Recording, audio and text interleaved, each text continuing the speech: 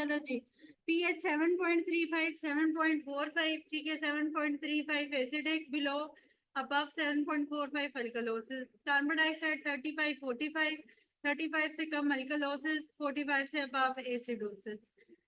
Carbon dioxide by carb 22 से नीचे acidosis, 26 से अबव अल्कलोसिस। ठीक हो गया। इसके बाद मेटाबॉलिक एसिडोसिस में क्या होगा, पीएच कम होगी, बायकार्ब कम होगा और कंपनसेटरी रिस्पांस क्या आएगा, कार्बन डाइऑक्साइड कम होगा। कार्बन डाइऑक्साइड कम हो तो क्या होता है, 35 से कम हो तो क्या होता है, अल्केलोसिस। तो मेटाबॉलिक एसिडोसिस का कंपनसेशन रिस्पांस क्या आता है, अल्केलोसिस। ठीक है, रेस्पिरेटरी अल्केलोसिस। एक एमएमएचजी जब हमारे पास बायकार्ब गिरेगा तो सॉरी, 1 मिलीमोल जब बायकार्ब गिरेगा तो 1 mmHg कार्बन डाइऑक्साइड गिर जाएगी for the compensation. Compensation complete तब होगी जब पीएच भी नॉर्मल होगी। ठीक है, अगर यहाँ पे बायकार्ब 1 गिरी है और कार्बन डाइऑक्साइड भी अपनी नॉर्मल वैल्यू से 1 गिरी है लेकिन पीएच नॉर्मल नहीं आई है तो इसका मतलब है ये पार्शियल कंपनसेशन है, कंप्लीट नहीं है। ठीक है, उस चीज को देख के एमसीक्यूज लगाना है। फिर मेटाबॉलिक एल्कलॉसिस, इसमें पीएच ज्यादा होगी, बायकार्ब ज्यादा होगी, कंपनसेशन में कार्बन डाइऑक्साइड ज्यादा होगी। ठीक है, कार्बन डाइऑक्साइड ज्यादा होती है तो क्या होता है, एसिडोसिस। तो मेटाबॉलिक एल्कलॉसिस के लिए कंपनसेशन किससे आएगी, रेस्पिरेटरी एसिडोसिस। ठीक है, अब 1 मिलीमोल जब बायकार्ब बढ़ेगा तो कार्बन डाइऑक्साइड भी 1 mmHg बढ़ेगी। ठीक हो गया, ये है मेटाबॉलिक एसिडोसिस अल्केलोसिस। फिर आ जाएगा हमारे पास respiratory acidosis alkalosis, acute and chronic. ठीक है, अगर आपके पास रफी है तो बेशक इस तरह लिख लो, 1 4 10 2 5, इस तरह याद रहता है। ठीक है, अल्किल एसिडोसिस में क्या होगा, पीएच आपके पास कम होगी, कार्बन डाइऑक्साइड बढ़ेगा। रेस्पिरेटरी एसिडोसिस में कार्बन डाइऑक्साइड ज्यादा होता है और उसकी कंपनसेशन के लिए यहाँ पे बायकार्ब बढ़ता है, मेटाबॉलिक अल्कलोसिस होती है। ठीक है, कंपनसेशन के लिए 40 mmHg का कट ऑफ है। 40 से अबव जितनी भी कार्बन डाइऑक्साइड बढ़ेगी, अगर 50 हुई है तो बायकार्ब ने 1 पॉइंट बढ़ जाना है। ठीक है, ये इसकी कंपनसेशन है। लेकिन कंप्लीट कंपनसेशन के लिए पीएच का नॉर्मल होना बहुत जरूरी है, एमसीक्यूज में याद रखना। फिर उसके बाद क्रोनिक आ जाता है। क्रोनिक के अंदर अगर पीएच कम हुई है तो कार्बन डाइऑक्साइड भी बढ़ जाएगी और उसकी कंपनसेशन के लिए बायकार्ब भी बढ़ेगा। लेकिन हर 40 के ऊपर, 40 mmHg कट पॉइंट है, 40 के ऊपर अगर 10 कार्बन डाइऑक्साइड बढ़ी है मतलब कि 50 हुई है तो उसके लिए बायकार्ब 26 से कितना बढ़ जाएगा, 30 पे चला जाएगा। हर 10 के लिए 4 अमाउंट बढ़ जाएगी। ठीक है, ये क्रोनिक के लिए। फिर रेस्पिरेटरी अल्केलोसिस है। रेस्पिरेटरी अल्केलोसिस में पीएच ज्यादा होगी, बाय का कार्बन डाइऑक्साइड कम होगी। 40 का कट ऑफ है, 40 से नीचे जितनी कार्बन डाइऑक्साइड जाएगी 30 तक जाएगी तो बाय का आप 2 गिरेंगे। क्रोनिक फेज में अगर कार्बन डाइऑक्साइड 40 से 10 पॉइंट नीचे जाएगी तो बाय का आप 5 गिरेंगे। पर पीएच का नॉर्मल होना for the complete compensation is very necessary. PH देखते रहिएगा, पीएच नॉर्मल ना हुई तो कंप्लीट कंपोजिशन नहीं हुई। ठीक हो गया, अब समझ आ गई है।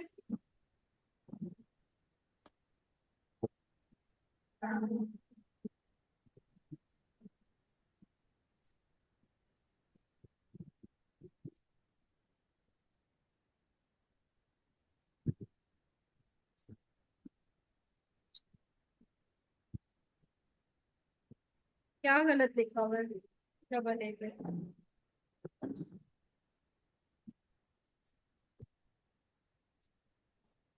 हाँ वो उसमें कम होती है। कार्बन डाइऑक्साइड उल्टी होती है। ठीक है, हाँ जब बुक करोगे तो आ जाएगा। फिर उसके बाद मेटाबॉलिक एसिडोसिस के एमसीक्यूज आते हैं। मेटाबॉलिक एसिडोसिस जो है वो मड पाइल्स में ज्यादा होती है।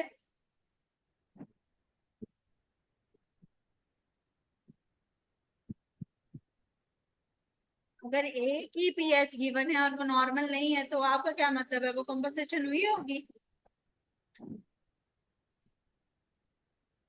नहीं, बस, तो वो कंपनसेटेड नहीं है सिनेरियो। उसने सिनेरियो देना है आपको, उसमें से ही देखना है कि वो कंपनसेशन है या नहीं है। ठीक है, पार्शियल है, कंप्लीट है, ये आपने सिनेरियो पे देखना है। एक ही गिवन है तो उसी पे बताओगे ये कंप्लीट है, पार्शियल है नहीं है, बस। ठीक है। अच्छा, मेटाबॉलिक एसिडोसिस का जो एनाइन गैप इंक्रीज होता है, एक तो पहले आपको पता चले एनाइन गैप निकालते कैसे निकालते हैं जी, एनाइन गैप का फॉर्मूला बताएं, ये तो सबको ही आता होता है।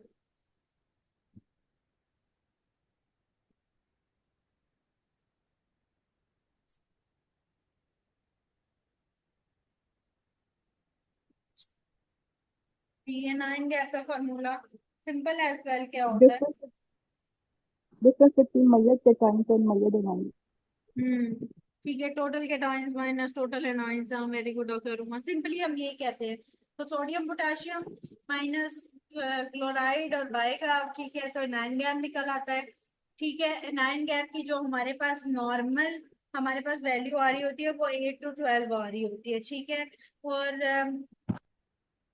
जब हम पोटाशियम को ऐड कर देते हैं ना, तो 12 to 16 नॉर्मल काउंट होती है। ठीक है, अगर हम पोटाशियम को ऐड करते हैं। अगर पोटाशियम ना हो, इसमें सोडियम हो, जिसमें से हमने माइनस करना है क्लोराइड और बाइकार्ब के, तो उसमें 8 to 12 हमारे पास नॉर्मल एरिया आ रही होती है। ठीक है, 12 से ज्यादा जो है वो एनाइन गैप ज्यादा हो जाएगा, और 8 से कम जो है वो एनाइन गैप कम हो जाएगा, और नॉर्मल जो है वो इसके दरमियान होगा। अब मेटाबॉलिक एसिडोसिस जो होती है, इसके अंदर हमने एनाइन गैप देखना है। अगर आपके पास एपीजीज आपने कराई हैं, मेटाबॉलिक एसिडोसिस नहीं आई है, तो फिर एनाइन गैप देखेंगे?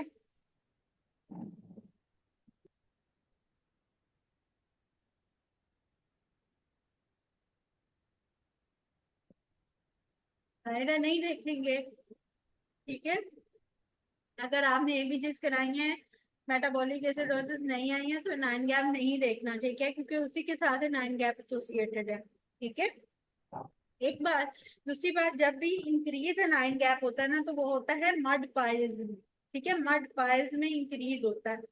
इंक्रीज के लिए मड, एम से मेथनॉल, यू से यूरेनिया, डी से डीके। ठीक है, जिसमें जिसका एक फीचर है डीके का, कि पीएच जो है वो कम होगी, बाय का कम हो जाएगा, मेटाबॉलिक एसिडोसिस होगी। डीके का ये फीचर है, उसका जो डायग्नोस्टिक फीचर है ना, वो है ये।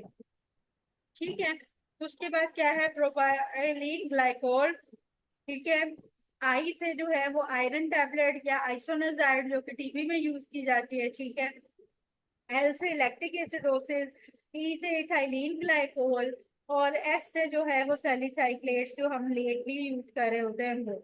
ठीक है, उसके बाद जो नॉर्मल एलाइन गैप होता है वो हार्ड एस में होता है। एच से हाइपरकोलिरीमिया या हाइपर एलिमिनेशन, ए से एडिसन डिजीज।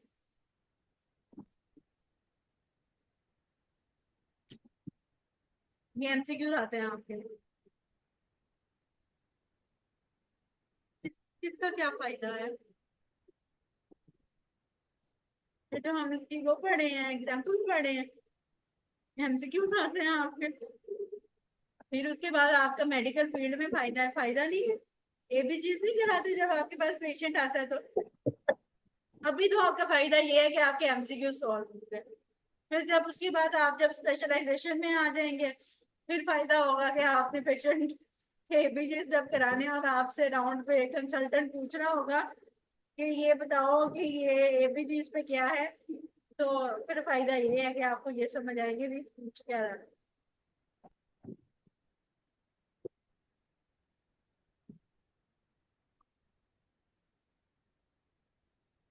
एग्जैक्टली, आईसीयू में काम आता है नॉर्मली भी।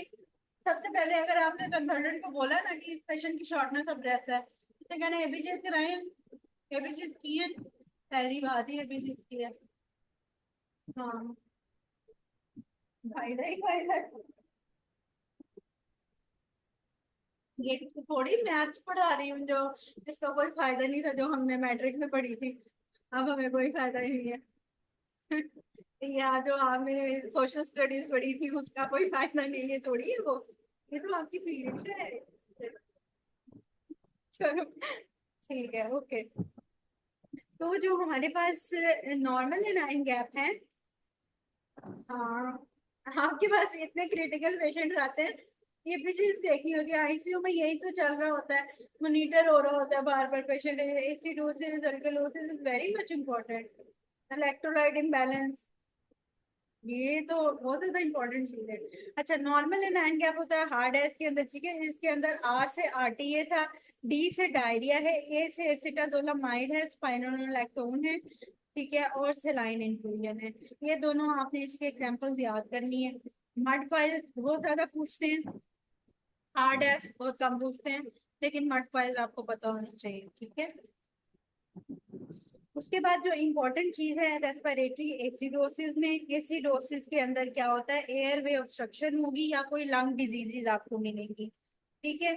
और जो रेस्पिरेटरी अल्केलोसिस होगा उसके अंदर हमारे पास जो है वो हाई एल्टीट्यूड की स्टोरी मिलेगी हमें, ठीक है, एंजाइटी की मिल सकती है, ठीक है, और बस ये चीजें मिल सकती हैं, ठीक है। और जो एसिडोसिस है उसमें ड्राउनिंग की भी मिल सकती है, ठीक है। एसिडोसिस के अंदर जब कार्बन डाइऑक्साइड बढ़ती है तो इसका ये मतलब है कि कार्बन डाइऑक्साइड कहीं अंदर आ रही है और ट्रैप हो रही है, तो उसका क्या मतलब है कि एयरवे ऑब्स्ट्रक्शन आ रही है, या एक्यूट लंग डिजीज है जिसकी वजह से वो ले तो रहा है कार्बन डाइऑक्साइड लेकिन बाहर नहीं फेंक पा रहा, ठीक है। या ड्राउनिंग हो गई है जिसमें अंदर सारी चली गई है बाहर नहीं आ पा रही है, तो इस सूरत हाल में वो होती है एसिडोसिस, रेस्पिरेटरी एसिडोसिस के ये सिनेरियो आ सकते हैं। और जो एल्केलोसिस है उसके अंदर हाई एल्टीट्यूड का सिनेरियो आएगा, ठीक है, उसके अंदर कार्बन डाइऑक्साइड जो है वो कम हो जाएगी, तो जब कार्बन डाइऑक्साइड बॉडी में कम होगी तो बॉडी हाइपर वेंटिलेशन में चली जाएगी, जोर जोर से बंदा सांस लेगा, ठीक है, कार्बन डाइऑक्साइड कम हो जाएगी, ऑक्सीजन कम हो जाएगी, पेशेंट हाइपर वेंटिलेट करेगा, ठीक है, ताकि उसको जल्दी उसकी बॉडी को जो है वो ऑक्सीजन मिले, उसके हाइपोक्सिया ना हो जाए, ठीक है। तो जब हाई एल्टीट्यूड पे जाएगा तो इस तरह की कंडीशन होने लग जाएंगी रेस्पिरेटरी अल्केलोसिस वाली, ठीक है। अच्छा, उसके बाद हमारे पास हाइपर एंड हाइपोक्लीमिया के अंदर आता है सैलिसाइक्लेट्स, अगर वो अर्ली मतलब कि अभी उसने रिसेंटली लेने स्टार्ट किए हैं तो, पर अगर वो लेट मतलब के फॉर द लास्ट 6 मंथ से वो ले रहा है या 1 ईयर से ले रहा है तो वो लेट है। अच्छा, हाइपर एंड हाइपोकेलीमिया का मेनली पूछते हैं। जो हाइपोकेलीमिया होता है ना उसमें पेशेंट मसल क्रैम्प्स के साथ आता है, लेकिन जो हाइपरकेलीमिया एक तो उसके अंदर रिदमियाज आते हैं, ठीक है, टी वेव डॉट एंड के टी वेव आती है, और दूसरा फ्लैसिड पैरालिसिस, फ्लैसिड पैरालिसिस का बोथ ऑफ एमसीक्यूज आता है, ठीक है, फ्लैसिड पैरालिसिस आती है जो हमारे पास हाइपरकेलीमिया में आती है। इंपॉर्टेंट इंपॉर्टेंट इसमें से बता रही हूँ जो कि एमसीक्यूज वाइज पूछे जाते हैं, ठीक है। फिर हाइपर एंड हाइपोफॉस्फेटीमिया आप एंडो में कर चुके हैं, उससे रिलेटेड एमसीक्यूज आएंगे, ठीक है, हाइपर एंड हाइपर हाइपोफॉस्फेटीमिया। अगर हाइपर फॉस्फेटीमिया तो कैल्शियम ज्यादा हो जाएगा, उसमें स्टोन, ठीक है, मेटास्टेटिक कैल्सिफिकेशन, ये सब चीजें आ सकती हैं। और अगर हाइपो फॉस्फेटीमिया तो हाइपोपैराथायराइडिज्म हो सकता है, ठीक है, जिसकी वजह से जो है वो कैल्शियम भी कम और फॉस्फेट भी कम, फॉस्फेट ज्यादा चाहिए, ठीक है। तो फॉस्फेट और कैल्शियम का जो है वो एसोसिएट किससे है, पैराथायराइड हार्मोन से, ठीक है, हाइपर कैल्सीमिया या हाइपोकैल्सीमिया उसके साथ एसोसिएशन है, ठीक है।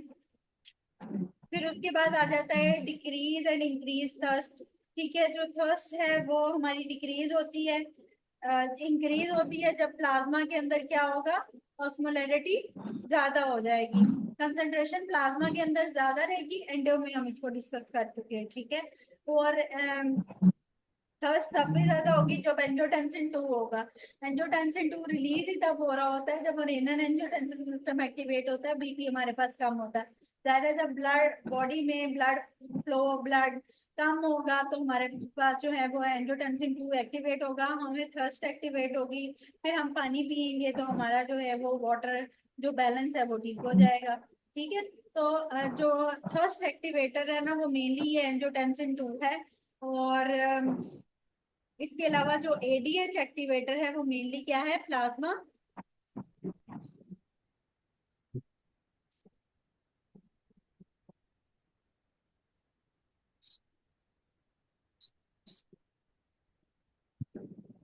एडीएच एक्टिवेटर कौन सा है?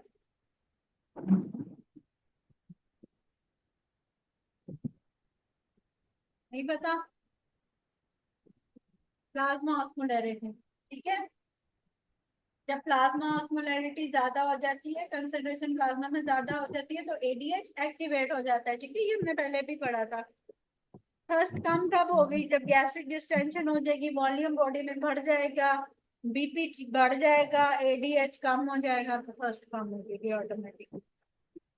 ठीक हो गया।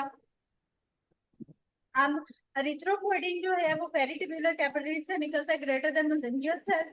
एरिथ्रोपोइटिन के लिए एरिथ्रोपोइसिस चाहिए, एरिथ्रोपोइसिस के लिए हाइपोक्सिया चाहिए। ये एमसीक्यूज याद रखें। एरिथ्रोपोइटिन के लिए एरिथ्रोपोइसिस चाहिए, ठीक है। एरिथ्रोपोइसिस होगी तो एरिथ्रोपोइटिन बनेगा, ठीक है। और एरिथ्रोपोइसिस के लिए हाइपोक्सिया चाहिए, ठीक है। एरिथ्रोपोइसिस होती क्या है?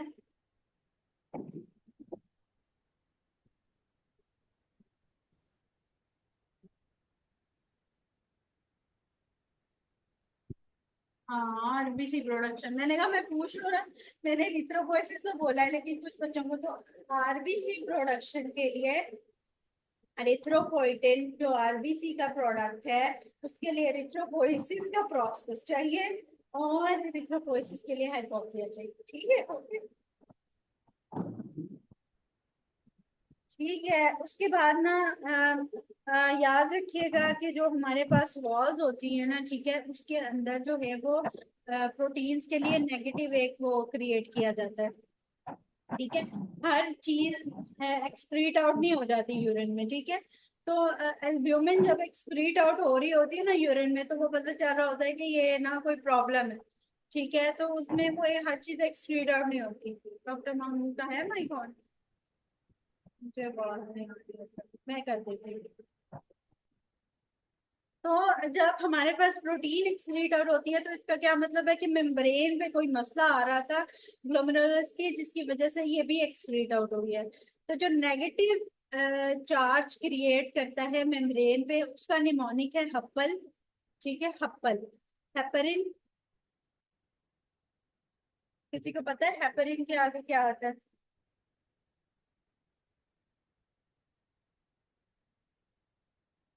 प्रोटियोग्लाइकेन सल्फेट, जिसे पूरा हम कहते हैं,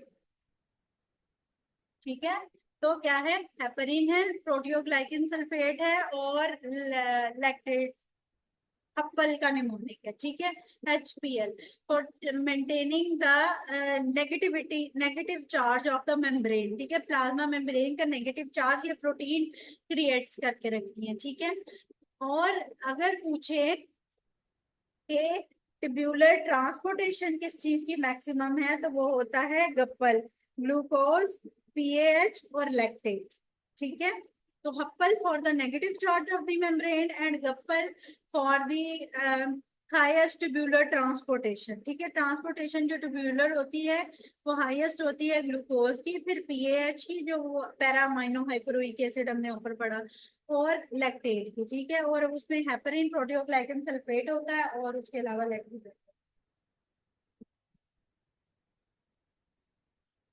कोई टाइप कर दे प्लीज।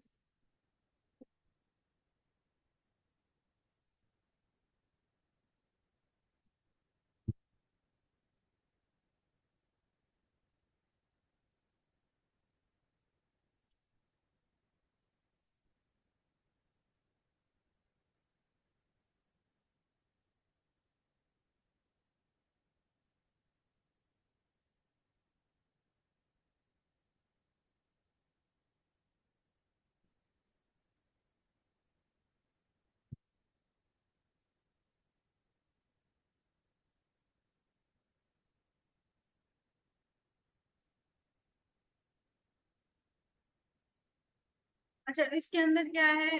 हाँ, कपल के लिए ग्लूकोज, पीएच एंड लैक्टेट। अच्छा, ये हप्पल में मैं बताऊंगी, इसमें आखिरी मुझे एल से लग रहा है कि मुझे थोड़ी मिस्टेक हो रही है, मैं इसको आपको ना कल कंफर्म कर दूंगी। ये मैंने कहीं लिखा था, अभी मुझे उसमें लेमिनिन है या लैक्टेट है, मैं इसको कंफर्म कर दूंगी। ये गप्पल और हप्पल मैंने लिखा तो हुआ है कहीं।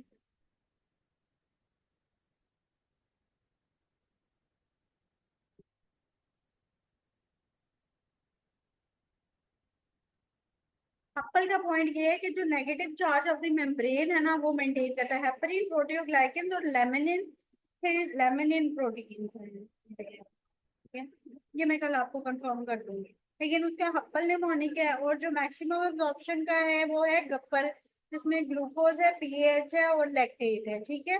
तो हप्पल और गप्पल को याद रखना है।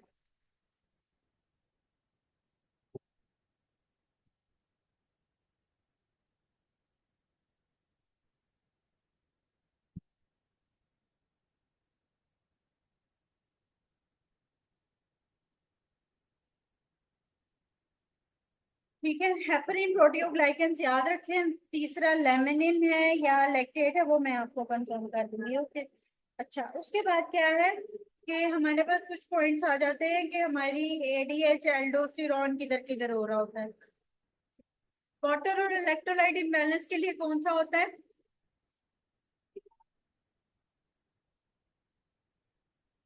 वाटर और इलेक्ट्रोलाइट इम्बैलेंस के लिए कौन सा होता है, एल्डोस्टेरॉन या एडीएच? Very good, aldosterone. और प्लाज्मा ऑस्मोलैरिटी के लिए हमारे पास एडीएच होता है, ठीक है। ये हम रोल्स इनके पहले भी डिस्कस कर चुके हैं, ठीक है। उसमें इतना मुझे नहीं लगता डीपर डाउन जाने की जरूरत है। ये मैं आपको पहले भी बता चुकी हूँ, जब भी प्लाज्मा ऑस्मोलैरिटी खराब होगी, हमारे पास एडीएच रिलीज होगा। खराब का मतलब ये है कि प्लाज्मा ऑस्मोलैरिटी बढ़ जाएगी, कंसंट्रेशन बढ़ जाएगी, डाइल्यूटेड यूरिन जा रहा होगा। एडीएच बॉडी में रिलीज होगा। एडीएच क्या करेगा? एडीएच सारा वाटर अंदर अकोमोलेट करेगा, डाइल्यूटेड यूरिन से कंसंट्रेटेड यूरिन बनाना शुरू कर देगा। प्लाज्मा की ऑस्मोलैरिटी कम हो जाएगी और यूरिन की ऑस्मोलैरिटी बढ़ जाएगी, ठीक है। और ये काम करता है अपने V2 एक्वापोरेंस, जो इसके रिसेप्टर्स होते हैं उनके थ्रू, ठीक है। जो V1 एडीएच के रिसेप्टर होते हैं वो वेजोप्रेसिन के रिसेप्टर होते हैं। इसको वेजोप्रेसिन भी कहा जाता है, और ये पोटेंट जो है वो वेजोप्रेसर है for the arteries and venues, ठीक हो गया। हाँ, वेजो कंस्ट्रिक्शन करता है, ठीक है। जो एल्डोस्टेरॉन है ये वाटर एंड इलेक्ट्रोलाइट इम्बैलेंस को देखता है।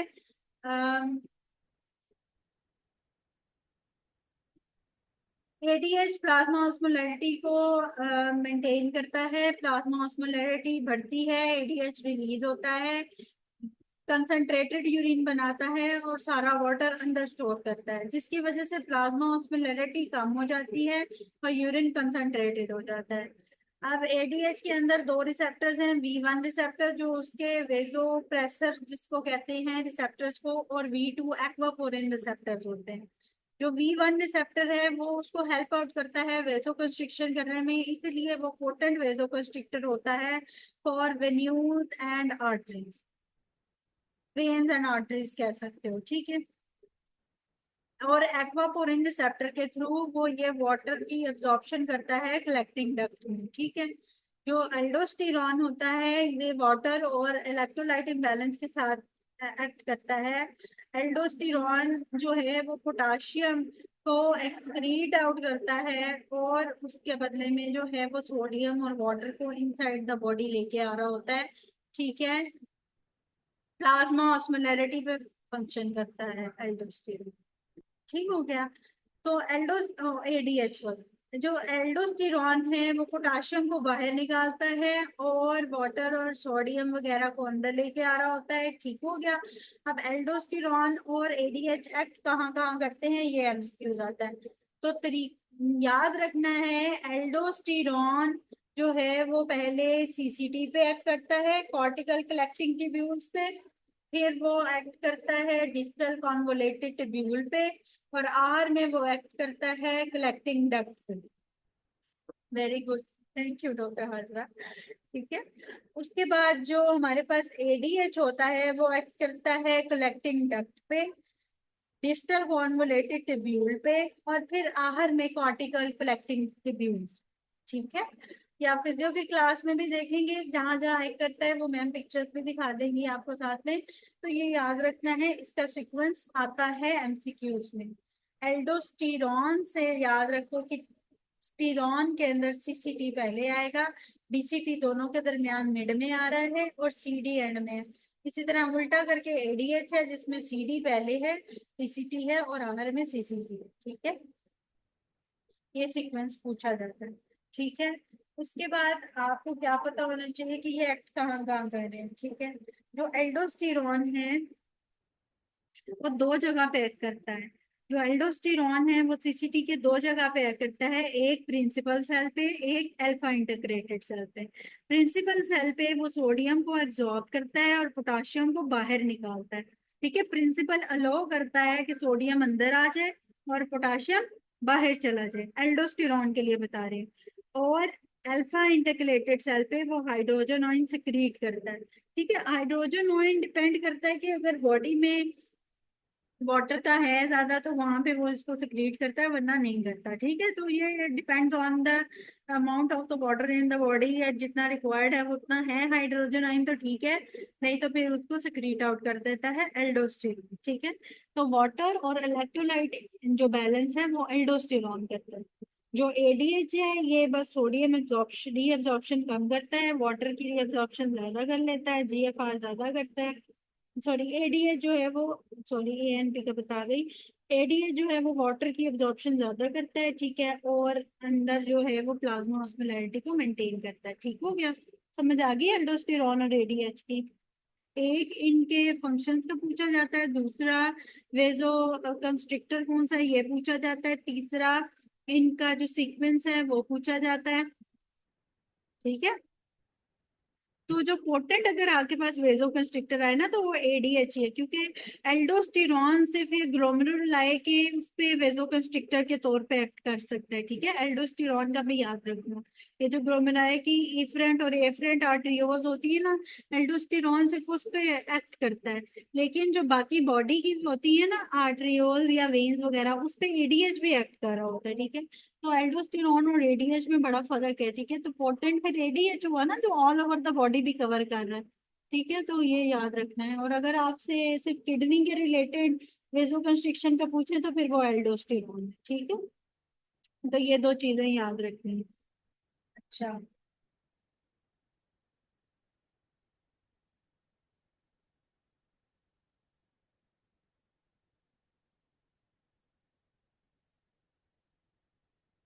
अच्छा, अब जब भी हमारे पास ना हेमरेज होगा ना तो उसको मेंटेन करने के लिए डिस्टल कॉन्वोलेटेड ट्यूब्यूल जो है वो अपना रोल प्ले करेगी।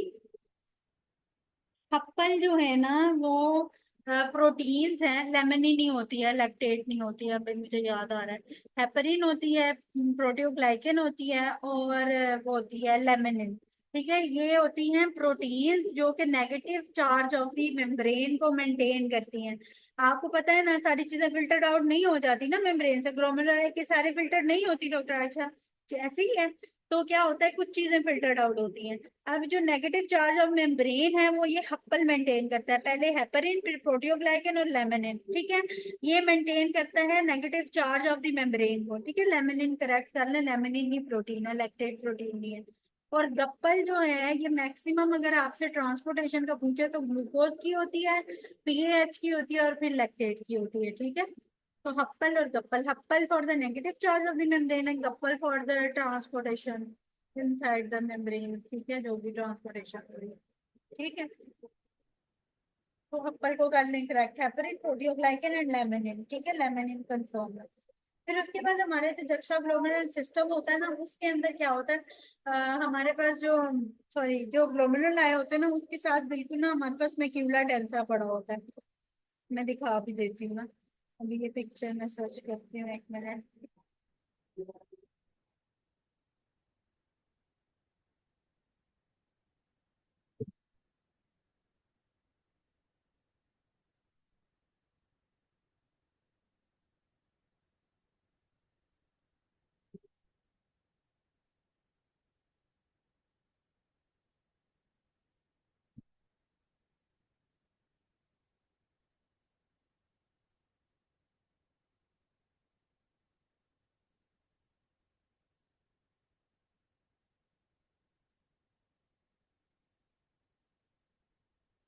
अच्छा, ये ना ग्लोमेरुला ग्लोमेरुलाए है पूरा। ठीक है, ये एफरेंट आर्टरियोल आ रही है, ठीक है, ये सारा इसका सिस्टम है और ये इफरेंट निकल रही है। इसके साथ ही ना ये इधर मैक्यूला डेंसा पड़ा हुआ है, ठीक है, जिसमें ये ग्रैनुलर सेल्स हैं साथ में, और ये जक्सा ग्लोमेरुलर अपरेटस होता है पूरा, ठीक है। जक्सा ग्लोमेरुलर अपरेटस होता है जिसके अंदर ये मैक्यूला डेंसा आ गया, ग्रैनुलर सेल्स आ गए, और ये एक्स्ट्रा ग्लोमेरुलर सेल्स आ गए, ये पर्पल में, पिंक ग्रीन और ये पर्पल, ये तीन चीजें, ये जक्सा ग्लोमेरुलर सेपरेटस होता है पूरा, ठीक है। अब क्या होता है कि जब हमारे बॉडी में बीपी कम होता है, रीनल एंजियोटेंसिन सिस्टम में एक्टिवेट होना होता है, तो ये जो मैक्यूला डेंसा है ना, जक्सा ग्लोमेरुलर अपरेटस है पहले भी है, जो जक्सा ग्लोमेरुलर अपरेटस है ये सेंस कर लेता है कि रेनिन इन द बॉडी कम है, फिर ये इसको मैक्यूला डेंसा को कहता है कि चलो भाई रेनिन निकालो, चलो जल्दी करो, सिस्टम क्रिएट करो। अब रेनिन रिलीज हो गया, जब रेनिन रिलीज होता है तो वो जक्सा, आपके पास एमसीक्यू क्या आता है कि रेनिन प्रोड्यूस किससे हो रहा है, ये जक्सा ग्लोमेरुलर सेल से, ठीक है, जक्सा ग्लोमेरुलर सेल से रिलीज होता है। फिर ये क्या करता है, ये लॉन्ग टर्म बीपी कंट्रोल के लिए होता है, ये रेनिन जो एंजियोटेंसिन सिस्टम होता है ना, रास सिस्टम जिसे हम कहते हैं, ये लॉन्ग टर्म बीपी रेगुलेशन के लिए होता है, ठीक है। फिर ये क्या करता है कि बाज दफा जो रास सिस्टम है, ये हमारे पास जो एंजियोटेंसिन 1 एंजियोटेंसिन 2 लंग्स में कन्वर्ट हुई होती है, एंजियोटेंसिन 1 से एंजियोटेंसिन 2 लंग्स में कन्वर्ट होती है, एक्टिवेट होती है वहाँ पे, ठीक है। वो इसको एनहेंस करता है, एंजियोटेंसिन 2 निकलती है, फिर वो एडीएच, एल्डोस्टेरॉन, वेसोकंस्ट्रिक्शन, ठीक है, ये सारे रोल जो हैं वो एंजियोटेंसिन 2 कराती है। फिर एडीएच एक्टिवेट होगा तो बॉडी में पानी आएगा, एल्डोस्टेरॉन एक्टिवेट होगा तो पोटाशियम बाहर जाएगा, हाइड्रोजन आयन सिक्रीशन, सोडियम अंदर आ रहा है, ये सारे काम होते हैं। तो बीपी इस तरह जो लॉन्ग टर्म रेगुलेशन है बीपी की, वो रेनल एंजियोटेंसिन सिस्टम से चलती है, ठीक है। तो लास्ट सिस्टम भी आपको दिखा देते हैं।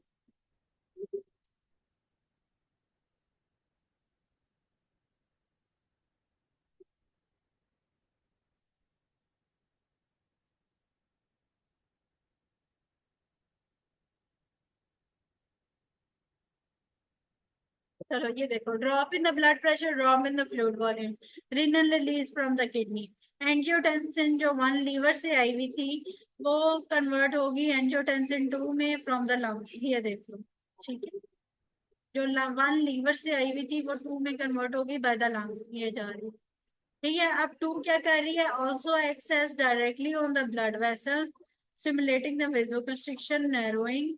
उसके बाद क्या कर रही है, एक्टिवेट कर रही है एल्डोस्टेरॉन को, एल्डोस्टेरॉन क्या कर रहा है, किडनी को स्टिमुलेट कर रहा है for the absorption of water and electrolytes, ठीक है। और इसके अलावा ये एडीएच को भी एक्टिवेट करता है, ठीक है, एडीएच को भी एक्टिवेट करता है और उससे भी सारा कुछ निकलवा लेता है, ठीक है, ठीक है। हाँ, यहाँ पे ये है कि एंजियोटेंसिन जो है वो वेसोकंस्ट्रिक्टर के तौर पे एक्ट कर रहा होता है, ठीक है, सिस्टेमिक वेसोकंस्ट्रिक्शन भी कर रहा है, एल्डोस्टेरॉन को एक्टिवेट कर रहा है, सोडियम वाटर रिटेंशन कर रहा है, एडीएच को एक्टिवेट कर रहा है, ठीक है। तो ये रहा एंजियोटेंसिन सिस्टम। अगर हम ए से इनहिबिटर्स देते हैं तो एंजियोटेंसिन 1 से एंजियोटेंसिन 2 की कन्वर्जन नहीं होती लंग्स में।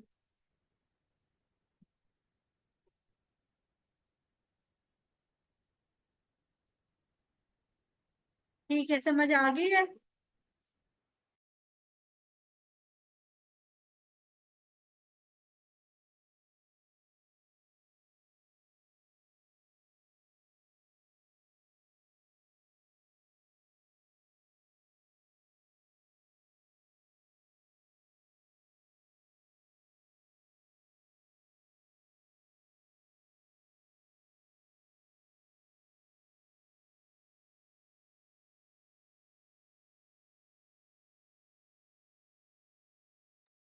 चलो अब आधा घंटा है, एमसीक्यूज कर लेते हैं। मेरा दिल है मैक्सिमम एमसीक्यूज आज पैथो के फिजियो के हो जाएं, क्योंकि हमने, हमारे पास 3 दिन है, हमने पैथो भी खत्म करनी है, तो पैथो के टॉपिक्स असल में समझने वाले ज्यादा है, फिजियो में चीजें कम होती हैं और वही बार बार रिपीट होती रहती है, ठीक है।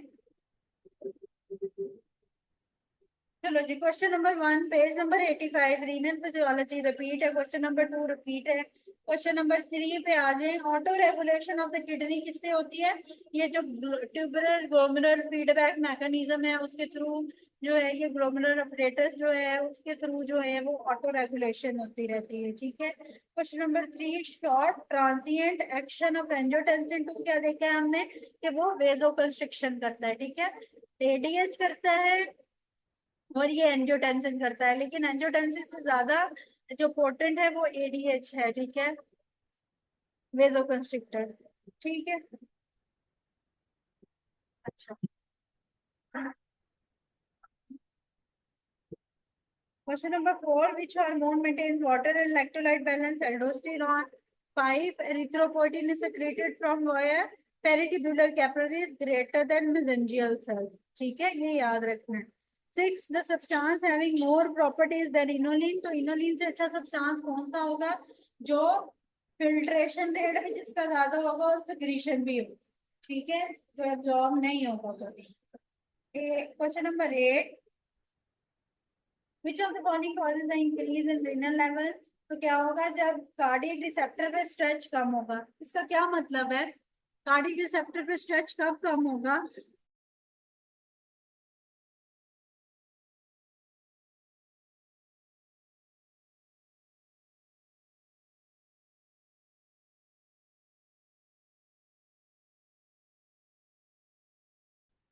लो बीपी है।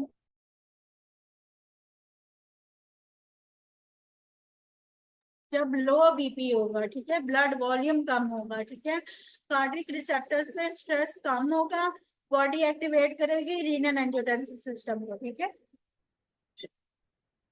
Question number 9, renal is presently increase in जो malignant फेज होती है एसेंशियल हाइपरटेंशन की, जिसे हम सेकेंडरी एसेंशियल हाइपरटेंशन कहते हैं।